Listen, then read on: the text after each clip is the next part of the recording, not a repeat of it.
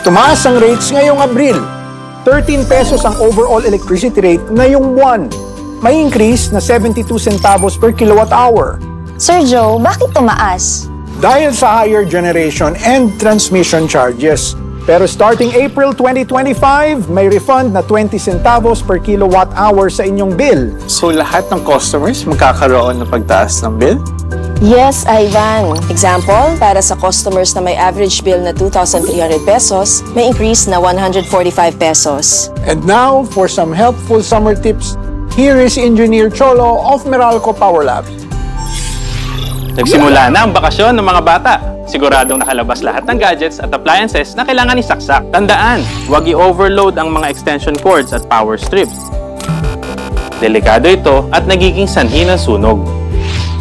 Keep safe po tayo this summer! For more bright ideas, connect with us.